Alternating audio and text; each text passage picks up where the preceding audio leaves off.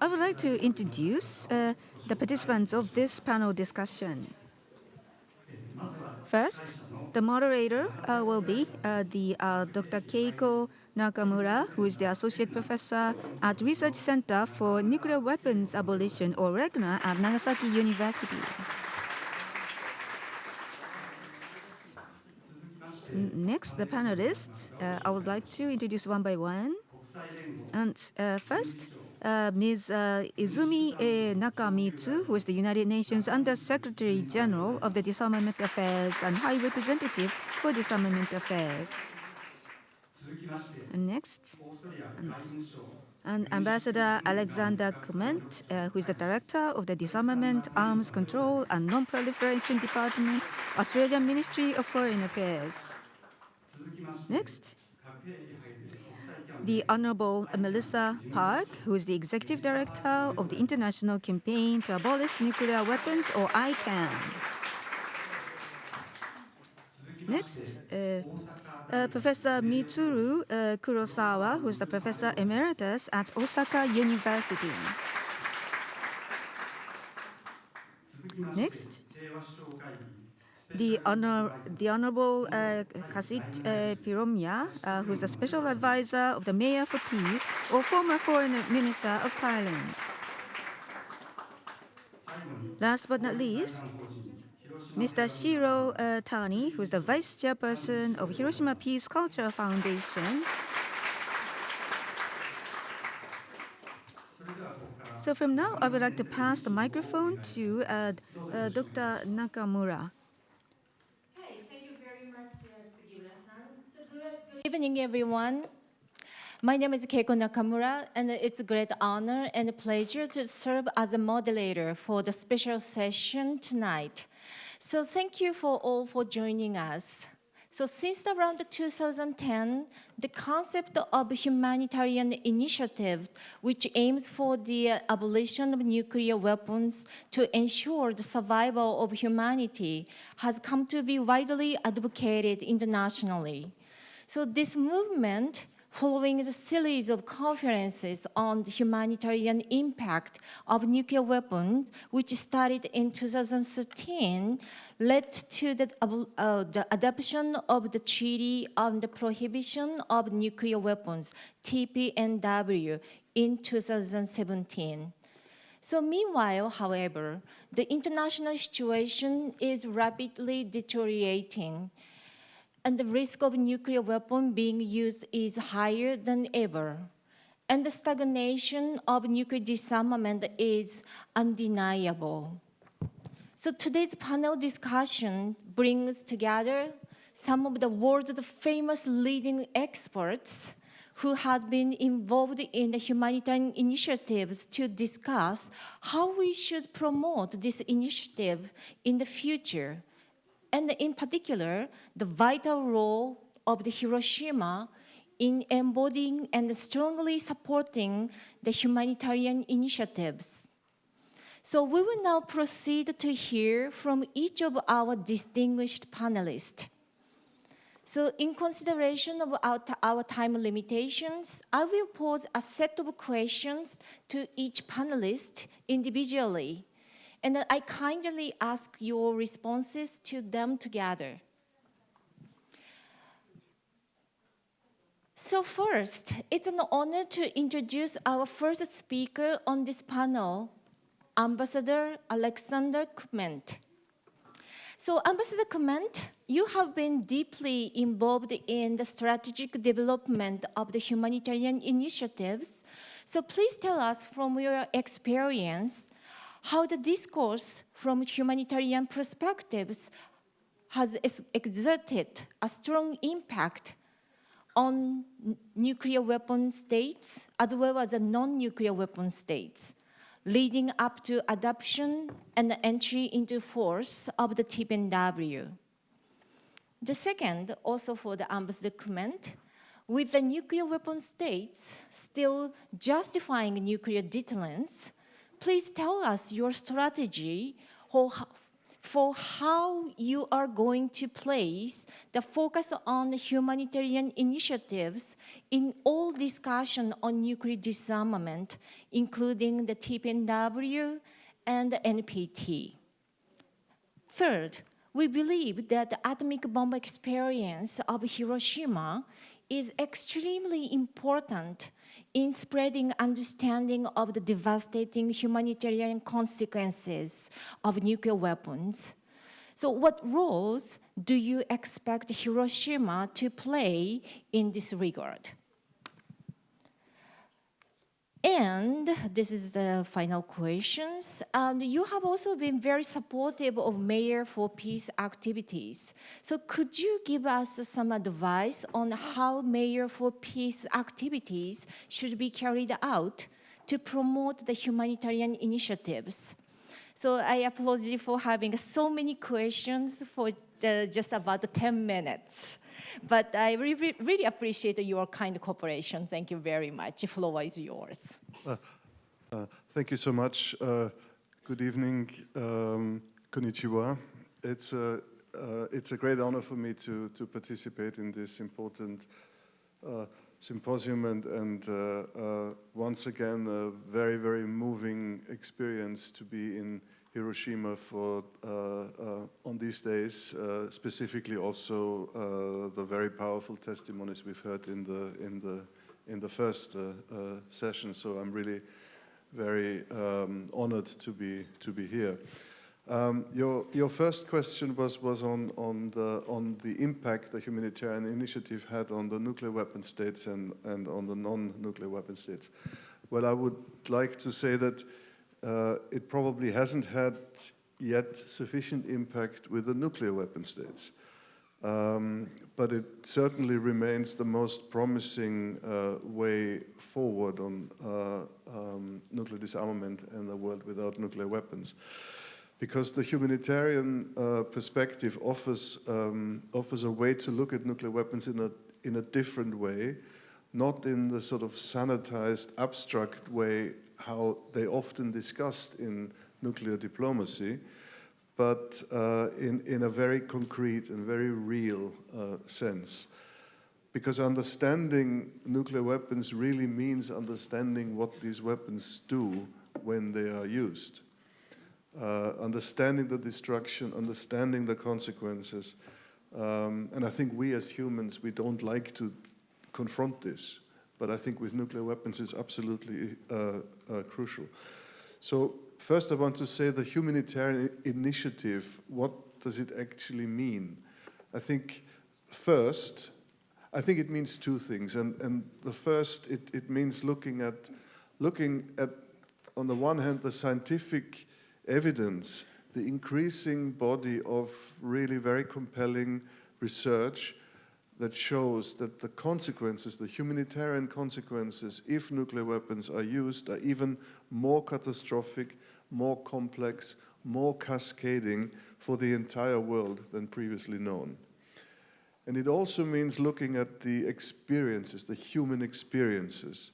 And I think that makes the testimonies of the Hibakushi, including what we've just heard, so incredibly powerful. So that's the first thing that the humanitarian initiative means. But it also means looking at nuclear weapons from a perspective of what they mean for humanity as a whole. Because when we understand the magnitude of the devastation and the threat to all life on the planet and for the survival of humanity, looking at nuclear weapons from a national security perspective as tools for national defense seems completely absurd and anachronistic. So humanitarian initiative therefore also means humanitarian from a human and common security, planetary security perspective. So we have the scientific evidence now what happens if something goes wrong with nuclear weapons, but similar evidence exists about the risks that something can go wrong. So also the risks are more complex, and in many cases in the past we've had near misses, accidents, miscalculation, or simply cases of luck, sheer luck. So today's nuclear risks are higher than ever. The famous doomsday clock stands closest to midnight than in its entire history. So relying on nuclear deterrence, nuclear weapons themselves is an approach that is based on the creation of extreme risk and the cultivation of an ethos of fear. And every day, all nuclear armed states are exercising the actual use of nuclear weapons. And this is not some unfortunate byproduct of nuclear deterrence, it is the very foundation. So the use of nuclear weapons is exercised every day.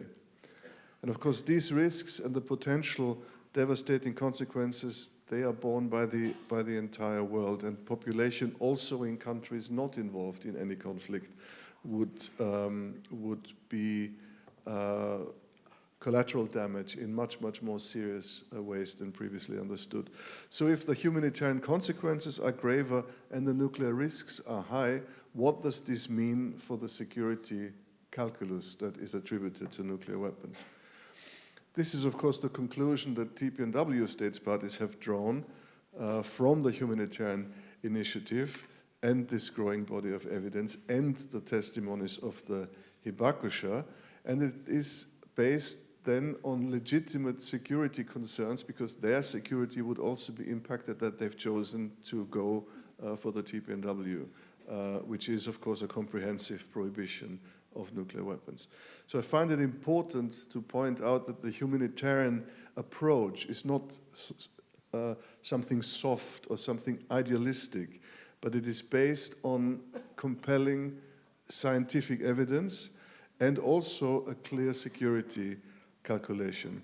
In fact, I would say that we have much more reliable evidence on the humanitarian consequences and risks of nuclear weapons than we have reliable evidence on the effectiveness of nuclear deterrence. And of course, what are then the conclusions that should be drawn from it? So there's still a lot of work to do to have more impact on the nuclear weapon states, but I think non-nuclear weapon states are getting increasingly convinced that absolutely the only way forward is to really comprehensively abolish these weapons altogether. And I still think that the arguments, the science and the testimonies remains the best way to do that.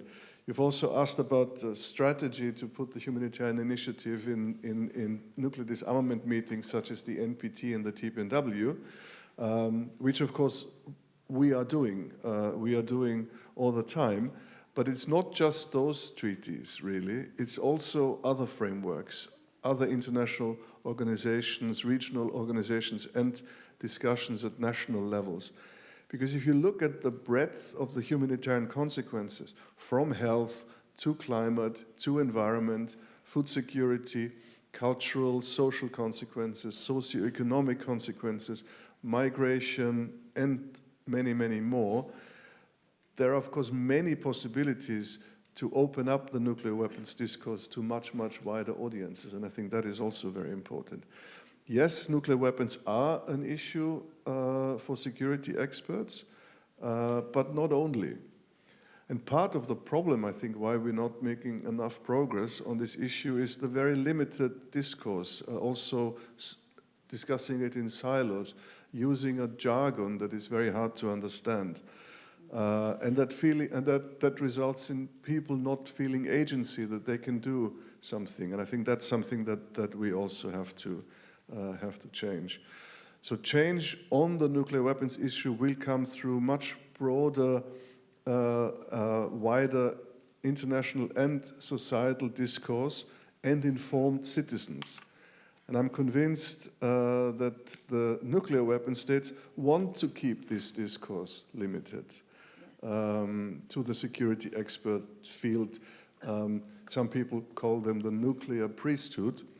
But I think part of our strategy must be to break this open, to bring these humanitarian arguments really to a much, much wider discourse, because the risks and consequences are so absolutely crucial for the survival of humanity. And then Your third question on the Hiroshima experience, the role of Hibakusha and of Mayors for Peace. I think I mean, we had a perfect example just in the previous session. The Hiroshima experience and the Hibakusha testimonies are and remain absolutely essential factors in promoting the humanitarian approach. Because scientific research and all of this is very, very important, but it also has the risk of being abstract. It's academic work, but we need to relay the human stories, lived experience. That is absolutely crucial. So I'm convinced that the science and the research only works together with the human stories. I have to say I'm a great fan of the activities of Mayors for Peace, their approach and their activities. And I'm pleased to say that also many cities in my country, Austria, are part of the Mayors for Peace network. The incredible activities of awareness raising, of creating platforms for engagement, the education programs, exhibitions, and so on. I think that remains really, really crucial. And I do think that Mayors for Peace and the city of Hiroshima can play an expanded role, given that nuclear risks are rising and in some states the emphasis on nuclear weapons and on nuclear deterrence is increasing. So of course I also hope for very strong advocacy for the TPNW. And I absolutely share the view that the deeper the citizens understand the catastrophic consequences and the risks of nuclear weapons, the clearer the case for the inevitability of nuclear abolition becomes. And to promote this approach and at the city level, at the communal level, I think is very, very important to influence decisions at the state level and therefore policies. So I also highly value the Mayors for Peace peace strategy. And of course, nuclear abolition is an absolute necessity and precondition and condition for sustainable peace. But I want to say that I'm convinced that with nuclear weapons, we do not have the luxury to wait for progress on nuclear disarmament until a time where we have a more peaceful world, because any moment nuclear weapons could be used. Nuclear weapon states sometimes want to make us believe that nuclear disarmament is only possible in such a future world when nuclear weapons will no longer be needed. I think this is absolutely false. I think current tensions and the high risks that nuclear weapons are used demonstrate that we must make progress now in the world that we have today, in a contested world. So, and of course, progress on nuclear disarmament and even the attempt to make progress on nuclear disarmament already facilitates trusts, contributes to cooperation, and ultimately is a step towards peace. So I highly recommend I highly commend the role of the city of Hiroshima and Mayors for Peace have played so far, and I look forward to their continued leadership and engagement. Thank you very much.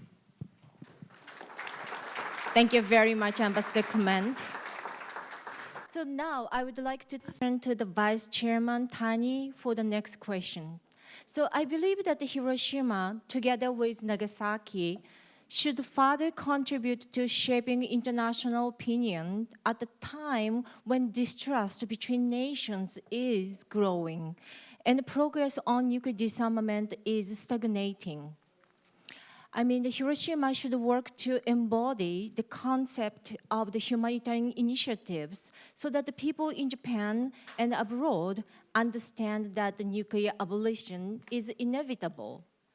So I also expect that Hiroshima to play a role in strongly supporting the humanitarian initiatives, for example, by promoting peace education for the younger generation in cooperation with many cities around the world.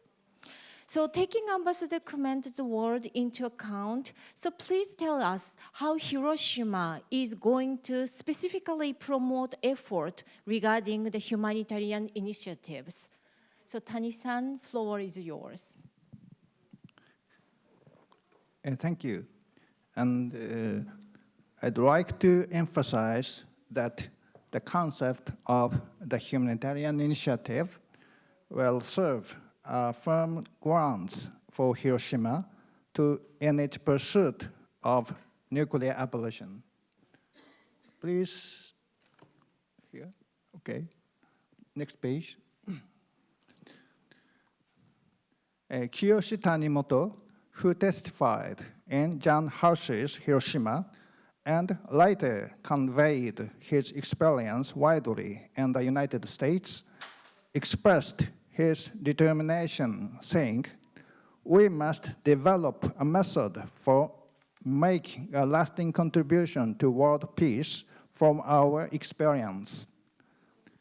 And at the same time, he also pointed out an issue, saying, "We have plenty of emotional appeal, but we lack the ideological principles to convey it powerfully." In other words, when trying to seek understanding from others, empathy is a great help, but the content you communicate should be universal and rational. The humanitarian initiative is an extension of the testimonies of Hibakusha, and it has now been endorsed by over 180 countries and serves as a primary basis for the TPNW. As Ambassador Command said, it is also clear from we've seen so far that this is a very persuasive concept in dealing with nuclear weapon states. For these reasons, Hiroshima regards the humanitarian initiative to be, as Mr. Tanimoto pointed out, an ideological principle that powerfully conveys Hiroshima's experience. And next page, please. I believe Hiroshima should make every effort to underpin the humanitarian initiative from 4 perspectives together with Nagasaki. The first perspective is to embody the concept of this initiative. This is something that only atomic-bombed cities can do. Today, many citizens around the world cite the catastrophic humanitarian consequences are the reason for the necessity of nuclear abolition. And I believe that the deeper they understand the specific details of those consequences, the more convinced they will become of the inevitability of abolishing nuclear weapons. The first part of today's symposium, session with Hibakusha, focused precisely on giving this substance. I believe that all of you watching this symposium understand that this is exactly the catastrophic humanitarian consequences that we have experienced. From April next year, the museum will launch a new exhibition on the inhumanity of nuclear weapons and efforts to abolish them as the final message of the museum. By using videos of Hibakusha, this exhibition will demonstrate the fact that the use of nuclear weapons could lead to the destruction of humanity. The museum is visited by 2.3 million people a year, of which 700,000 are from overseas. We hope that most people will leave the museum with the firm belief that the only way to avert the extinction of humanity is to abolish nuclear weapons. Furthermore, will actively hold atomic bomb exhibitions overseas by working in cooperation with UN agencies and international NGOs. Next page, please.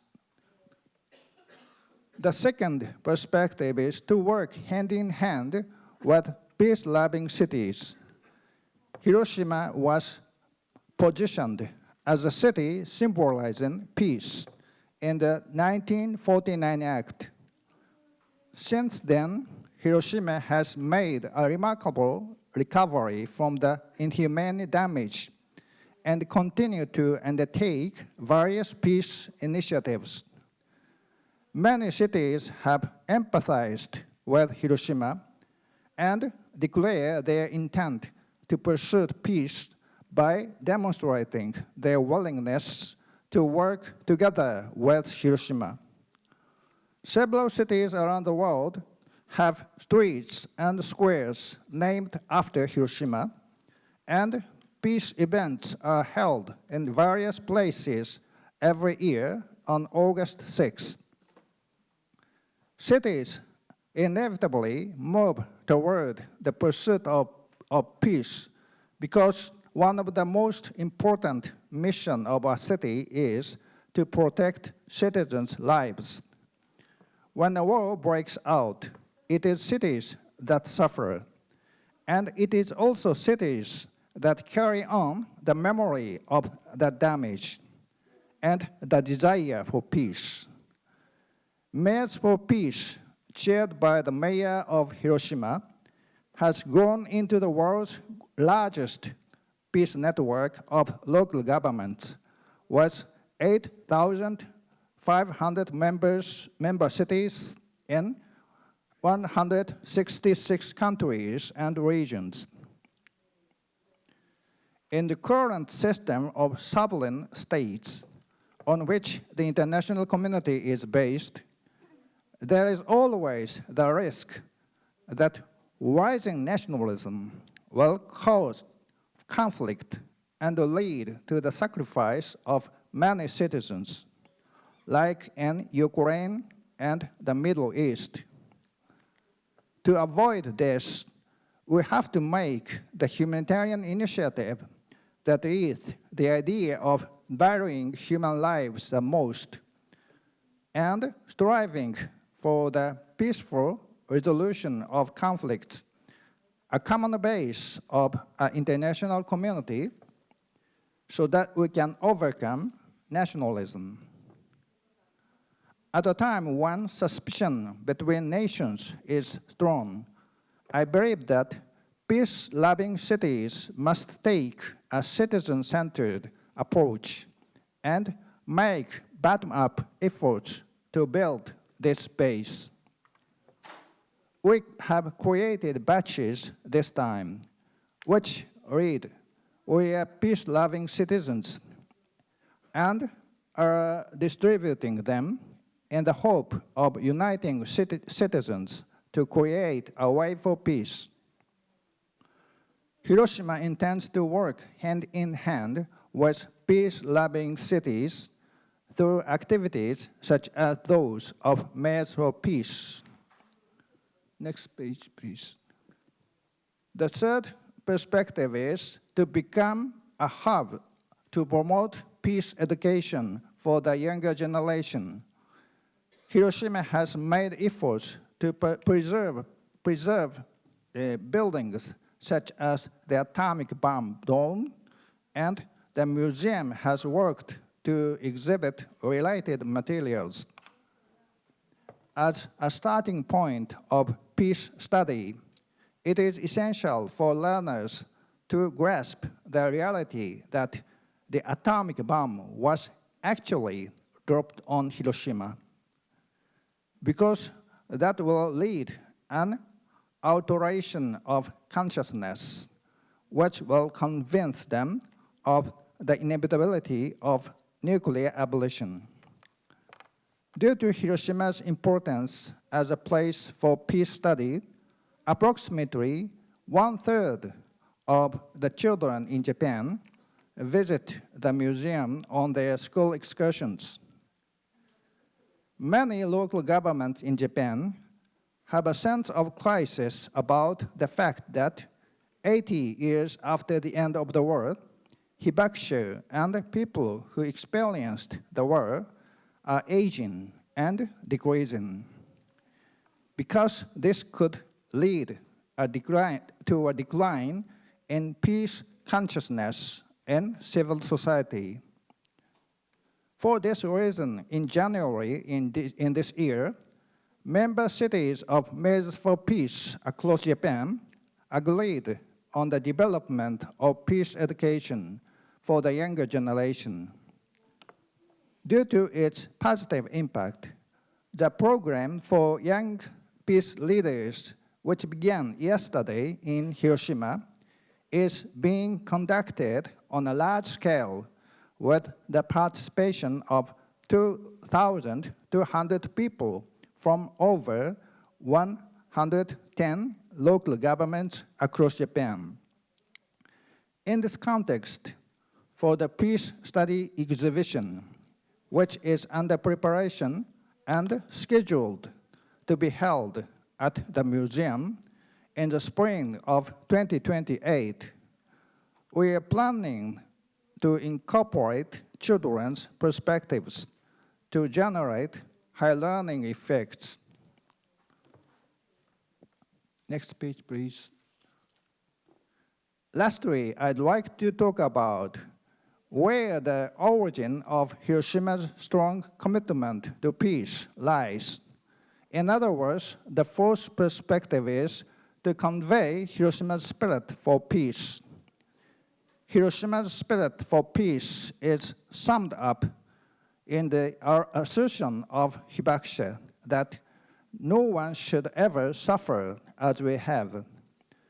And it shows Hiroshima's stance of pursuing peace by transcending deep sorrow and hatred based on altruism and tolerance. The entire city of Hiroshima was devastated. Many hibakusha experienced tragic deaths of their loved ones. Such experiences left them feeling despair and emptiness.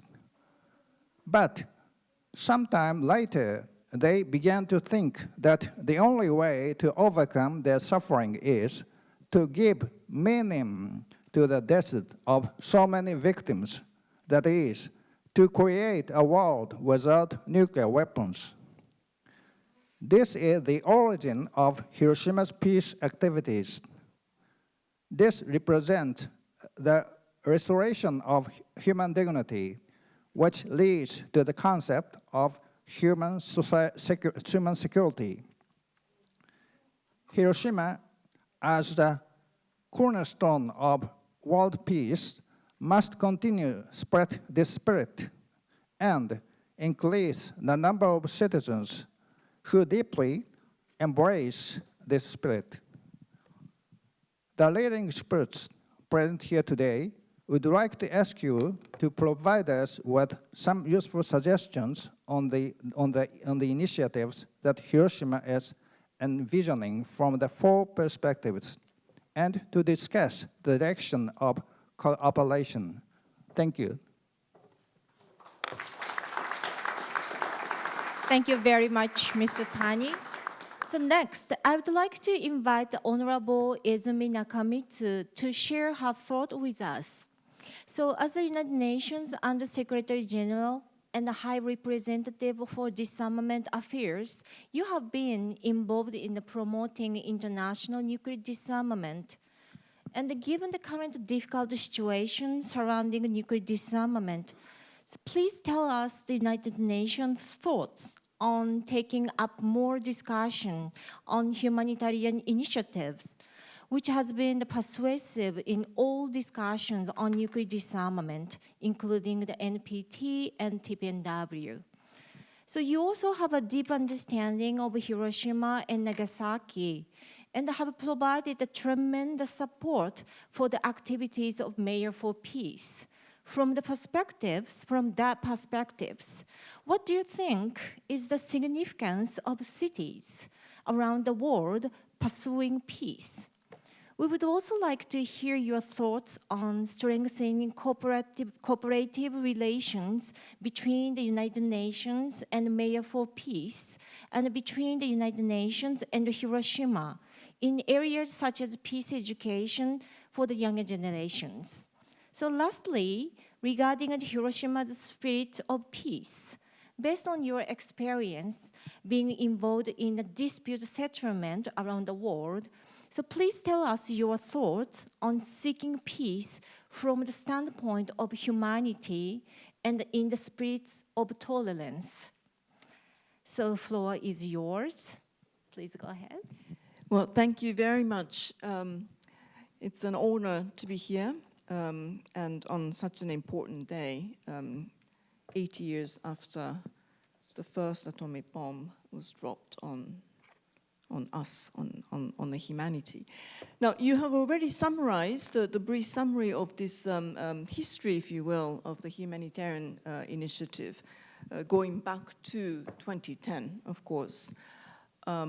I would say that since then, and then through a couple of those very important international conferences, the articulation of the concept of humanitarian initiative has enormously helped our discourse in disarmament discussions. And one very significant achievement, obviously, that TPNW is a direct consequences of that articulation of a humanitarian initiative. But I would actually say that there are three key contributions of this humanitarian initiative, and that's exactly why we at the United Nations, we value this approach so much. Now, the first is that, this humanitarian approach really reframed, if you will, the nuclear weapons discourse. It used to be really a state-centric, hardcore security discourse, but thanks to humanitarian initiative and humanitarian approach, the notion of nuclear disarmament has now really shifted to more of a human suffering as a result of these inhumane weapons. So from state-centric only to more human-centered disarmament discourse, this is the first impact of this humanitarian initiative.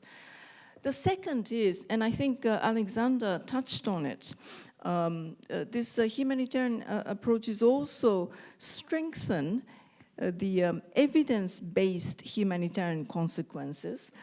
In the course of these many conferences, there have been very serious collection of data and evidence regarding the impact, humanitarian impact of these nuclear weapons.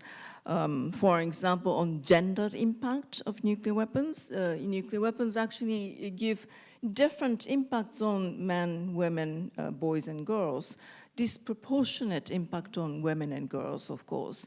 And those issues on the basis of data has been a very, very important contributions to the entire discussions on nuclear disarmament.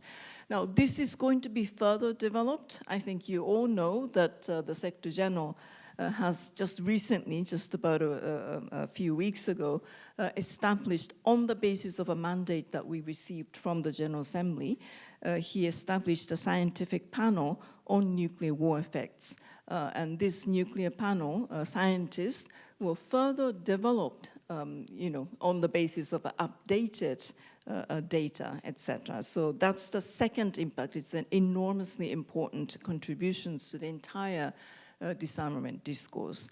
The third, I think, is also, I think it really puts to everyone's understanding that when it comes to nuclear weapons, the impact is not limited to nuclear weapon states. It is a global impact. We are, in fact, talking about the survival, many people say existential impact. because humanitarian consequences simply do not have any borders. So it has, again, really highlighted the importance of a global impact of nuclear weapons. And for those, we at the UN believe that not despite, but precisely because of the current geopolitical tensions, we need to really highlight this approach, further develop this discourse, because it's the humanity that is at stake. And by the way, this approach is widely supported. It's not just in the TPNW context. Actually, I always say to diplomatic communities, we should not be equating humanitarian approach to TPNW because it transcends different communities, different treaties. It is often discussed in the First Committee General Assembly context, and it is also supported widely in the context of the NPT as well. So this is why I think it is upon all of us to further develop this humanitarian initiative because it will help us. Now, cities. The Secretary General always receives delegations from mayors for peace whenever they visit New York. And that is because cities are actually closer to people. Cities are hubs of development, innovation, diversity, and it is also where actually they have more direct impact of wars and weapon systems that are so inhumane. So through cities, we need to make sure that we promote the ideas and concepts of coexistence, tolerance, immediate human impact side has to be really highlighted, of violence and conflict. And that is why we believe that local governments are vital peace actors. We tend to have at the United Nations, UN is a multilateral place, but it is intergovernmental platforms. So often we overlook the roles played by civil societies and local governments, and we believe that that is not the right approach. We need to make sure that we have what we call multi-stakeholder approaches, where we seek their contributions, and intergovernmental part of the discussions and negotiations will be, in fact, enriched by those various perspectives brought to the intergovernmental discussions. So we definitely want to partner, and we are beginning to really partner with mayors of peace and Hiroshima and Nagasaki to promote, for example, education. Many of our youth engagement, youth empowerment activities, we actually rely on Hiroshima and Nagasaki. So they are already very important partners in that regard. And of course, the impact, historical impact and the contributions made by the testimonies of those two cities has, as you know, already contributed enormously in the discussions.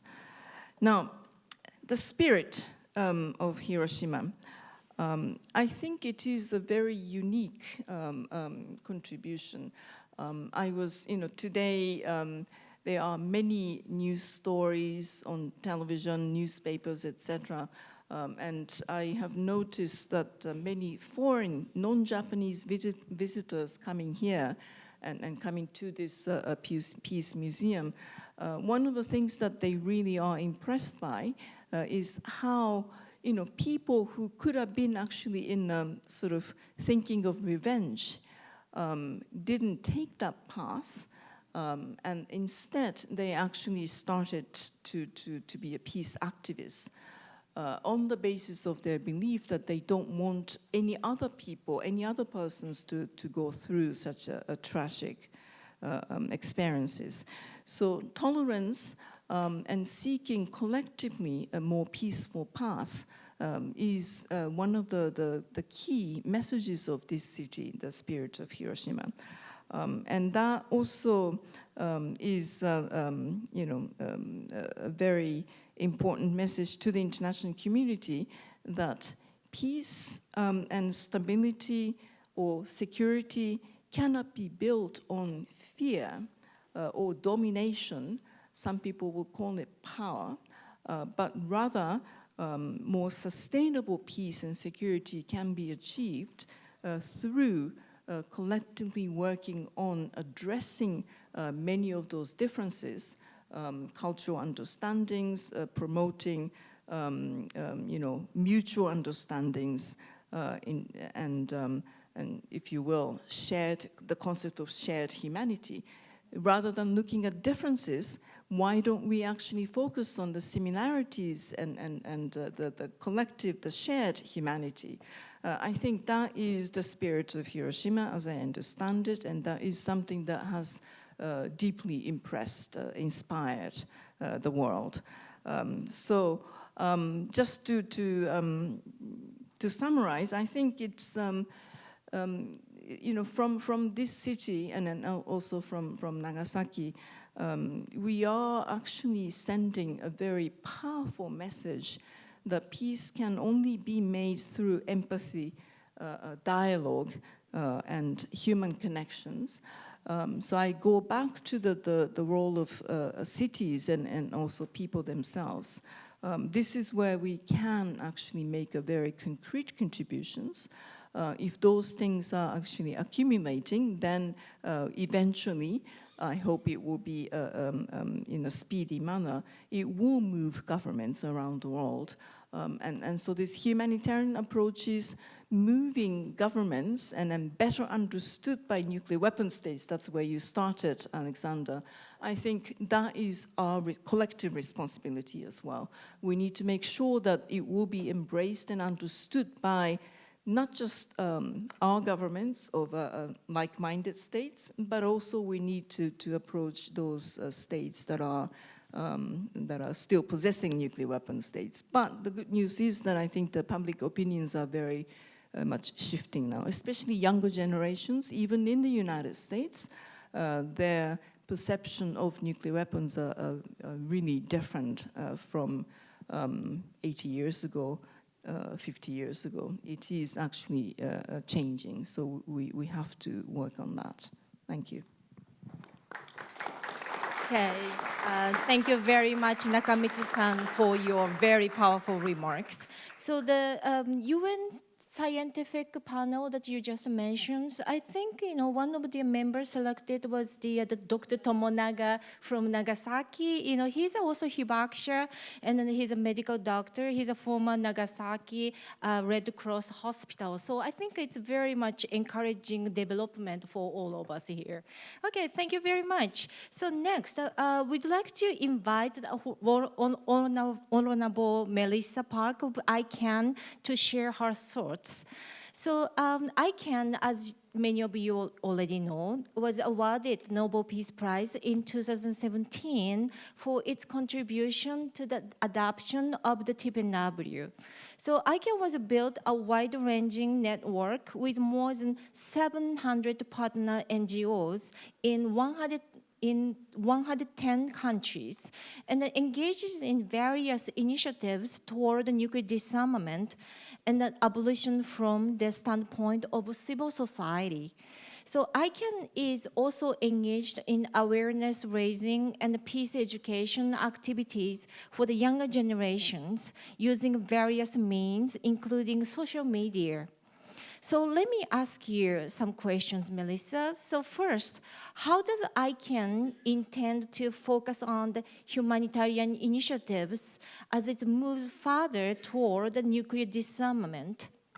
So in this session, the necessity of the properly conveying the reality of the atomic bombing in a way that gives a substance embodying to the humanitarian initiatives has been pointed out. So please share your thoughts on this matter. So we would also like to hear your thoughts on the cooperation between ICANN and Hiroshima, including a peace education for the younger generations. So lastly, regarding the Hiroshima's spirit of peace, from the standpoint of having NGO partners in many countries around the world, so please tell us your thoughts on the importance of ensuring human dignity and human security. Again, sorry for asking so many questions. Love to hear from you more. Thank you. Floor is yours. Arigato, Nakamura-san, for your kind introduction and your questions, and konbanwa to everybody. At the outset, let me thank Mayor Matsui and the Hiroshima Peace Culture Foundation for inviting me to speak today. It is my great honour to participate in this symposium alongside distinguished colleagues on such an important occasion, on such an important day. The people of Hiroshima and Nagasaki have for decades sounded an alarm to humanity, an urgent warning that the horrors of 1945 must never be repeated anywhere. We owe a great debt of gratitude to everyone here who has contributed over the decades to informing the global public about the brutal reality of nuclear weapons, whether through research, exhibitions, or the sharing of first-hand testimonies. Today, 80 years after the United States unleashed nuclear hell on this city and began the nuclear age, your voices are more important than ever because the risk of a nuclear weapon being used again is higher than ever. For decades, the narrative around nuclear weapons was controlled primarily by those who have them. And their message has been, in deliberately abstract terms, as Alexander mentioned, that nuclear weapons provide stability and security. The result has been a disregard for the enormous ongoing harm to communities impacted by nuclear weapons around the world, as well as for the legitimate security concerns of countries that don't have nuclear weapons and don't rely upon them, which is the vast majority of countries in the world. A series of diplomatic humanitarian initiatives focused the conversation instead on what will happen when nuclear weapons are inevitably used, whether by accident or design.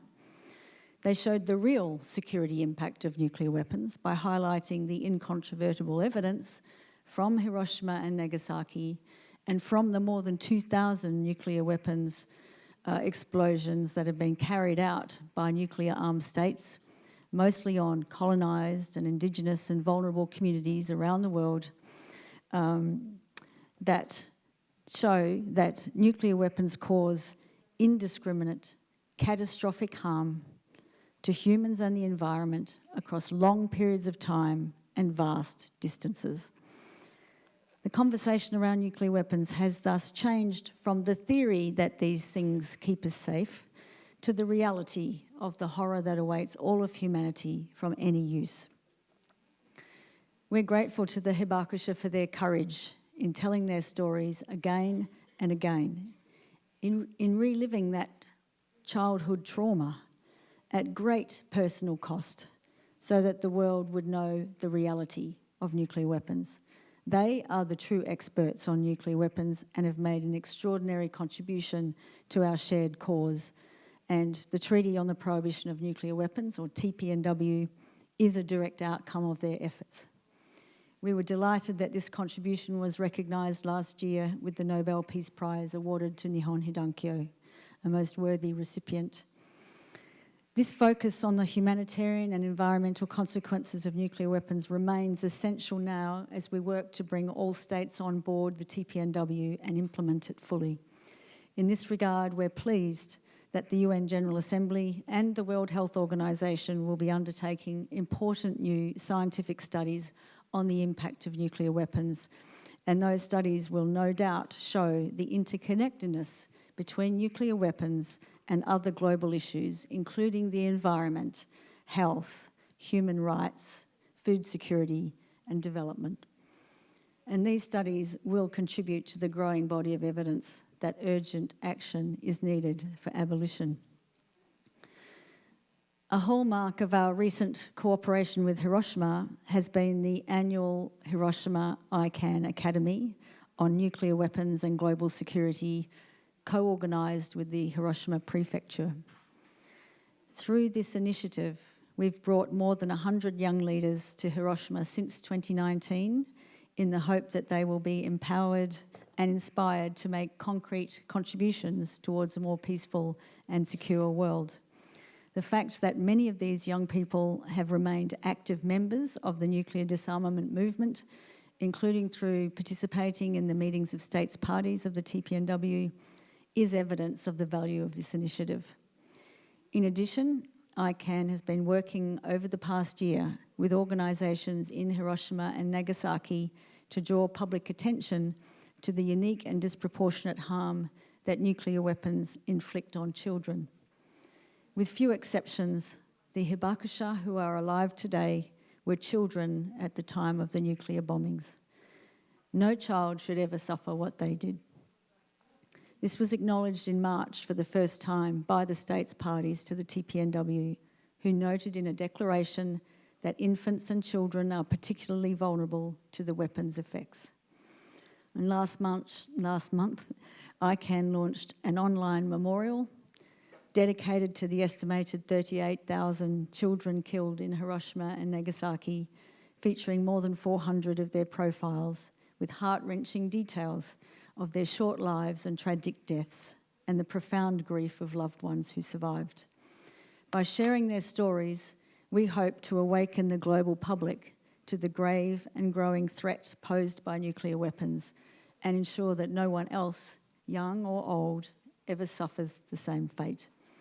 When the renowned hibakusha Setsuko Thurlow jointly accepted the Nobel Peace Prize awarded to ICANN in 2017, she said, "Whenever I remember Hiroshima, the first image that comes to mind is of my 4-year-old nephew, Eiji. His little body transformed into an unrecognisable melted chunk of flesh. He kept begging for water in a faint voice until his death released him from agony. To me, he came to represent all the innocent children of the world, threatened as they are at this very moment by nuclear weapons." Setsuko has always reminded us of the need to see the victims of nuclear bombings not as a statistic, but as individual human beings. Each had a name and was loved by someone. It is in this spirit that we created the Children's Peace Memorial, and I want to acknowledge the tremendous support we received in this endeavour from the Hiroshima Peace Memorial Museum, the Nagasaki Atomic Bomb Museum, the Hiroshima Peace Media Center of the Shigoku Shimbun, the Nagasaki Shimbun, the Asahi Shimbun, Peace Boat, and Hiroshima, and so many others. I believe that together we have created something very meaningful and special, and I hope the memorial will reshape people's attitudes towards nuclear weapons. Still to this day, many people in the West regard the nuclear bombings of Hiroshima and Nagasaki as militarily necessary and morally justified. This is due to highly effective propaganda and widespread ignorance of the human toll of the attacks. Few people know that among the victims were tens of thousands of innocent children, including babies, who suffered in unimaginable ways. As Setsuko Thurlow explained in ICANN's Nobel lecture, the myth that the nuclear bombs dropped on Hiroshima and Nagasaki were good bombs that ended a just war has led to a disastrous nuclear arms race, a race that continues to this day. 9 nations still threaten to incinerate entire cities, to destroy life on Earth, to make our beautiful world uninhabitable for future generations, Setsuko warned. These weapons are not a necessary evil, they are the ultimate evil, she said. What happened here 80 years ago today marked the beginning of an existential threat to humanity. The story perpetuated by nuclear armed states that nuclear weapons keep the world safe through deterrence is a grotesque and dangerous lie, as every person harmed by nuclear weapons can attest. The correct question to ask here is not if nuclear deterrence works, but can it fail? There are many things that cannot be deterred, like accidents, miscalculations, unhinged leaders, cyber attacks. The long history of nuclear accidents and near misses shows that where catastrophic consequences were avoided only through luck, shows that deterrence can fail. And we cannot expect our luck to last indefinitely. Thus, the very possession of nuclear weapons, as Alexander mentioned, poses a constant and unacceptable threat to the world. The Nobel laureate Joseph Rotblat was one of the earlier nuclear scientists on the Manhattan Project, and the only one to leave the project for moral reasons. He campaigned for nuclear disarmament and won the Nobel Peace Prize. He described nuclear deterrence as the ultimate form of terrorism. Gareth Evans, the former Australian Foreign Minister who co-chaired the International Commission on Nuclear Non-Proliferation and Disarmament with former Japanese Foreign Minister Yoriko Kawaguchi, said, "Keeping nuclear stockpiles, even if you don't intend to use them except by way of retaliation, is not a risk-free enterprise. The deterrent utility of nuclear weapons is illusory, and the risk of retaining nuclear weapons outweighs any conceivable benefit from them."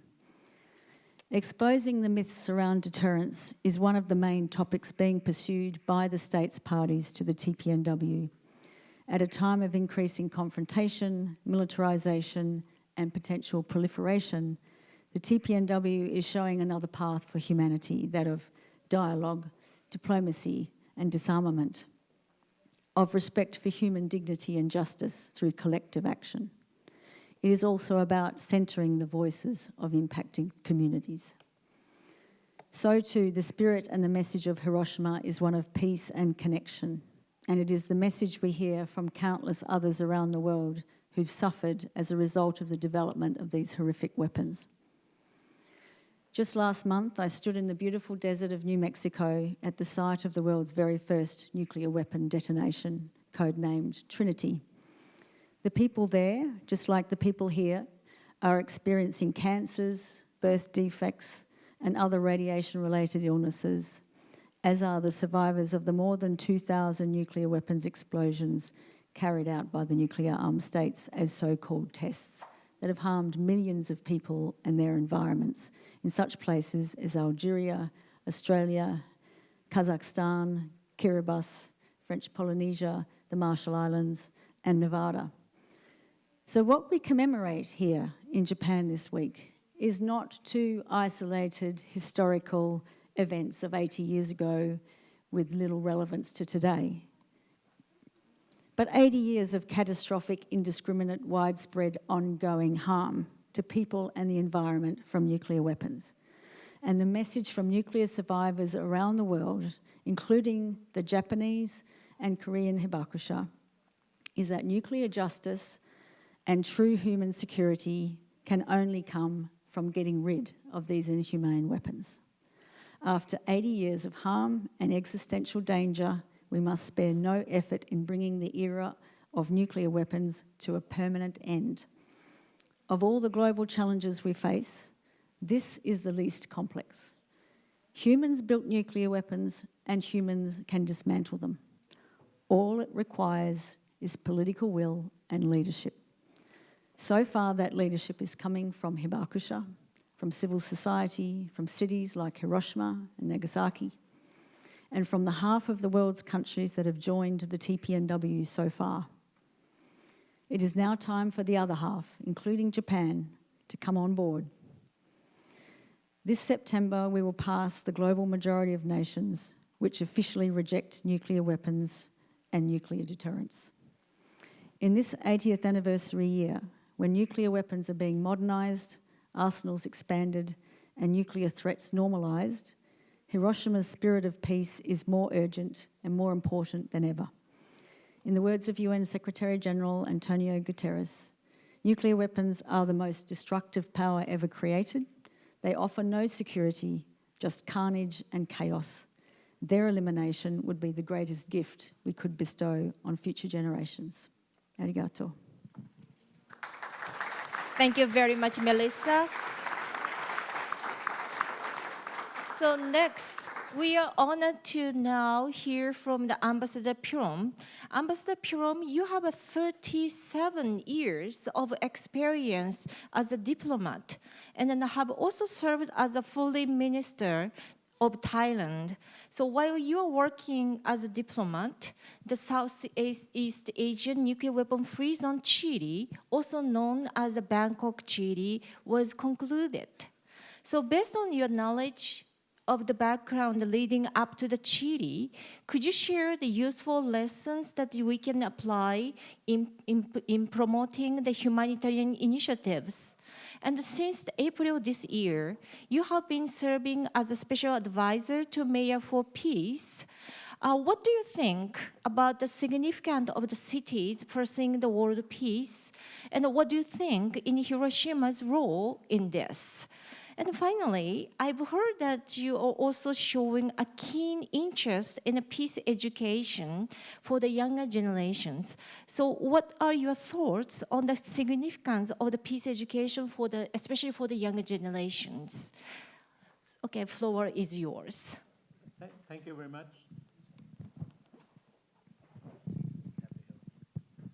Thank you very much.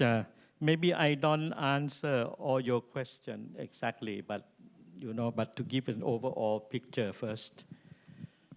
First is that since the end of the Second World War, we did have the creation, the starting up of the United Nations. But concurrently came the Cold War. So what did happen was that the 5 permanent members of the United Nations, the UN Security Council, that should have been responsible for peace, security, and common prosperity became mutual enemies that lasted until the end of the Cold War.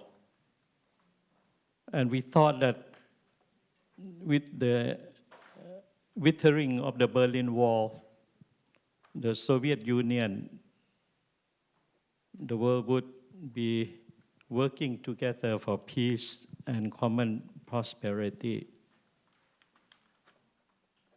Then we have the superpower rivalry, the race for the supremacy in the world arena.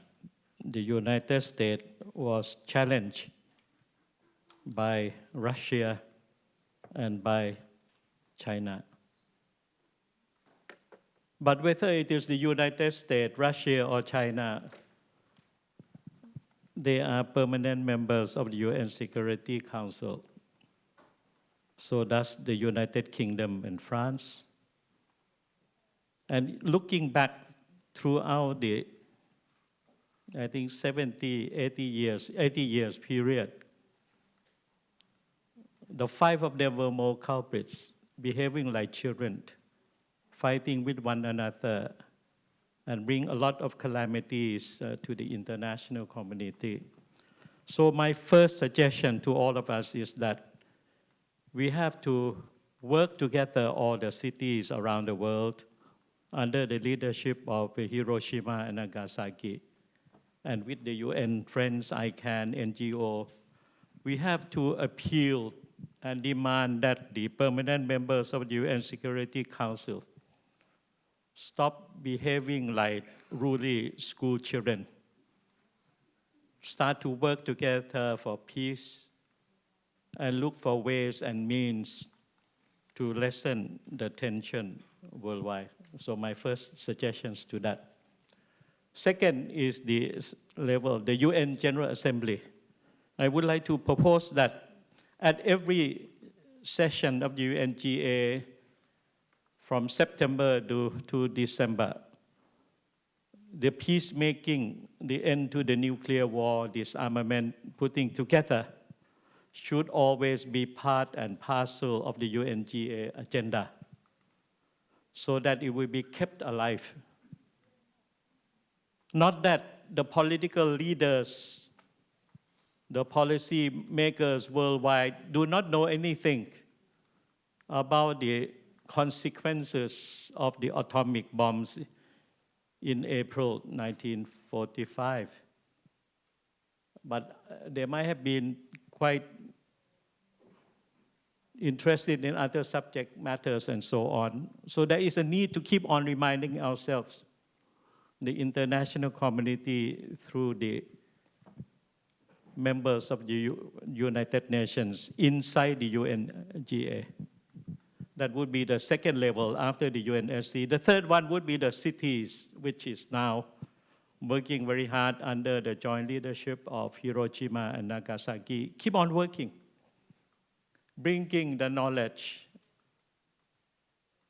about the danger of nuclear weapons to ordinary citizens.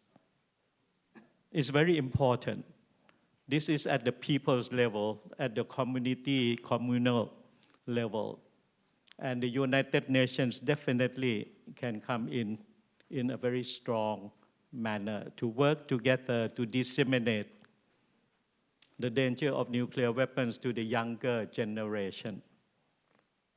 But at the same time, I would like to have two major essential additional points. I was intrigued a few years ago about a small country in Central America, Costa Rica, did decide to do away with the armored forces. And there are now about 23 countries worldwide without armored forces. And for peace to be working, one of the elements that would be helpful very much is for more countries to disarm themselves. It doesn't make any points. Even a medium-sized country like Thailand, why do we need armored forces? Whom are we going to fight? We are not going to be victorious over the Myanmar army or the Malaysian army nearby, and so on. It doesn't make sense. Even for the medium-sized country like Thailand to have its own armored forces with a lot of expenditure diverted to the military equipment, but denying the possibility of free education and for all, free health, free housing, infrastructure development. So we need to have more countries with our armies, and we could work together. The more the number of the countries with our armies, then the possibility of peace will be on the increase. The other group of countries that I have been intrigued always, and sitting beside me, representative from Austria, and nearby Austria is Switzerland. Then we have Liechtenstein. They are non-allied, neutral countries. And regrettably, I could not understand why the hell Sweden and Finland joined NATO. Let's have more neutral state, non-allied state. And Thailand was the founding member of the ASEAN Association. And we did come out with both the nuclear-free zone for Southeast Asia as well as the zone of freedom and neutrality for Southeast Asia. I am or have been advocating and pushing for Thailand to declare itself as a neutral country, and for Thailand to take up the mantle of leadership to turn ASEAN really into a non-allied, neutral, regional entity friendly to all, but at the same time can work a hell of a lot for peace and common prosperity. So a few points for us to ponder and to work together. Now coming back to your question, could you repeat one or two? Then I will try to answer. Thank you. Okay, you want me to repeat the questions? Yes, please. Okay, you can mention something a little bit about the, I'm sorry, due to the time constraints, maybe you can just give a little brief description about like, what was the lesson we can learn from the experience of the Bangkok Chidi that you are contributed to, make it realized? I think the only lesson that can be learned is that once you have a declaration, you have to work at it. And I think all the ASEAN members have been neglecting the implementation side. And now ASEAN might be breaking up because Philippines have become more of the 51st state of the United States and entering into security cooperation with Japan and the United States. And that's not good for ASEAN. And Vietnam also getting very close to the United States. And in that sense, ASEAN is going into two opposite direction. Some would like ASEAN to go into the neutral route, but Vietnam and the Philippines seems to go for military and security alliances. So this is something that the issue must be really taken up. And the ASEAN policy makers and their leadership need to sit down and really speak their hearts out. They need to have an internal dialogue. Then the declaration on neutrality will only be a piece of paper for history students to study, but nothing would have come out of it. And I hope that Thailand could take up the leadership, possibly together with Indonesia, which has a bigger say, a bigger voice. But again, it's a bit of concerning a bit because Indonesia just had naval exercises with Russia. It doesn't make sense from my point of view. So every ASEAN member state are going in separate way. There is a need for them to come back to the working table. But it needs an ASEAN leader or an ASEAN country to take the lead and for ASEAN to take stock of itself. Otherwise, it will be eaten up alive by the major powers that are very much in rivalry and antagonism. And at the same time, ASEAN must collectively speak to the United States, to the Russian Federation, and to the Chinese in order to maintain its sort of autonomy and friendship to all and so on. And from the NGO perspective, which I belong, and now working on peace and nuclear, I intend to do as much as possible within the Thai context and also within the ASEAN context, maybe as an NGO, to advocate a proper sense of direction among the ASEAN countries of the 10, maybe 11 now with East Timor. Thank you. Okay. Thank you very much, Ambassador Piron, for very informative information. Okay, so we now turn to our final panelist, Professor Kurosawa. So Professor Kurosawa, you have been involved in many years in international discussions on nuclear disarmament, including the NPT and TPNW. So from your professional standpoint, what roles do you think the humanitarian initiatives should play in further promoting nuclear disarmament? And what roles should Hiroshima can play in that regard? And also, Mr. Tani just earlier mentioned that in the sovereign state system, there is always risk of war breaking out and leading to the death of the civilians. So in order to overcome this, peaceful resolutions should be common base of the international community, and the cities should contribute to this. So what is your thought about this? What is your opinion on this in this regard? Okay, thank you very much, Nakamura-san. I say something my background. And currently said now is a very difficult and risky time on surrounding the nuclear weapons. Since the 1982 Cuban Missile Crisis, that is a kind of, at that time I was a high school student. And just after that, before I entered the university, I visited this museum when I was 18 years old. And I was shocked, very, very strong shock. And I couldn't eat lunch at that time. This is only one time for me. So this museum makes a very great, how to say, contribution for the peace and the non-nuclear world.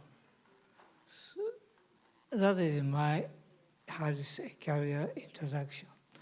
And I got some questions from Nakamura-san. But before that, one thing I'd like to say that education, I'm an educator and a professor. And education or peace education in Hiroshima and in Nagasaki is very important, I think. And this paper recommended that young students should come to the museum. But as a university professor, university should also teach peace and nuclear disarmament more widely and come to the museum. That is my comment. And in Hiroshima, you have a peace research center. And it's a peace, so it's very wide.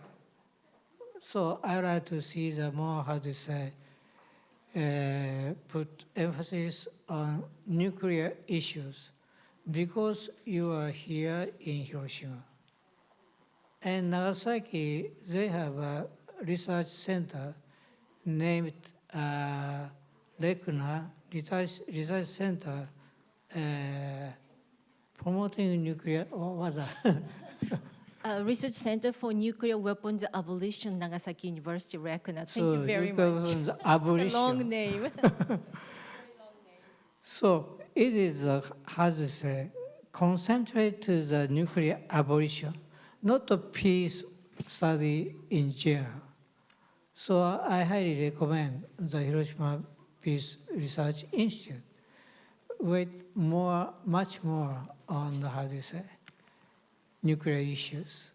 And also to have a, how to say, cooperation between two centers, Hiroshima and Nagasaki.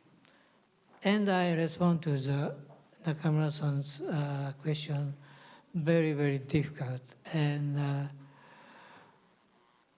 my answer will be a little, how do you say, progressive or not so practical in near future. So current international society state is the main actor, and state has a power, and also states have a military power, and some states have nuclear power. So we have to change this situation, and non-state actors like you, so United Nations and NGO and the city should work more strongly instead of nation states.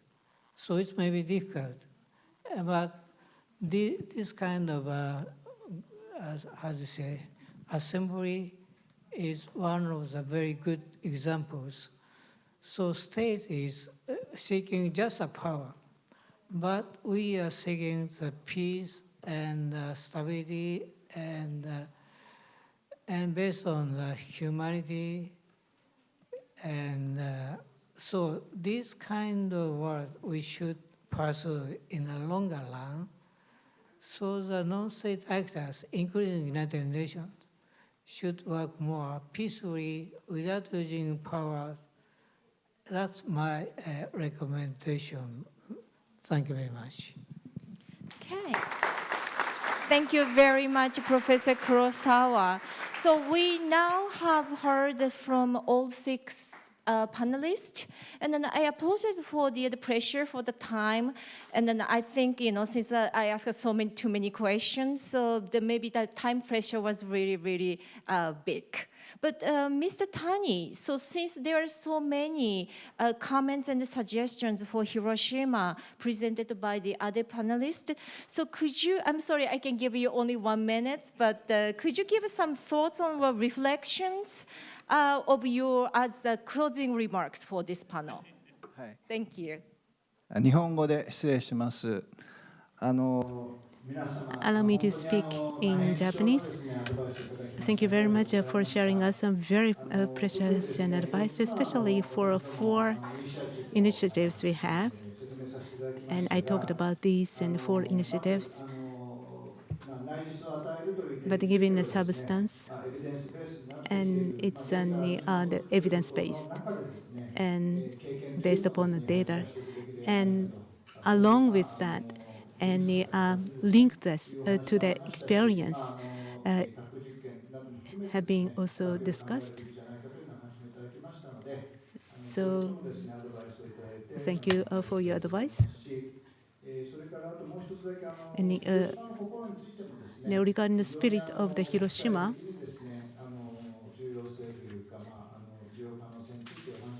and also you heard and the possibility and for this Hiroshima spirit to be accepted. And I'm very happy to hear opinions. So based upon the comments we received in discussion, we also like to work harder going forward. Unfortunately, we are now approaching to the end of this session. So since the time is running out very quickly, and then I really have to apologize that we have to skip the Q&A session for this panel. So I'm sorry. So, but I would like to take the moment to express our deepest appreciation to all our distinguished panelists. So it's especially meaningful that we are able to hold this, this event here in Hiroshima on the very special occasion of the 80th anniversary of the atomic bombings. So I would like to please join me in giving our panelists another warm round of applause. Thank you. Thank you very much. Thank you.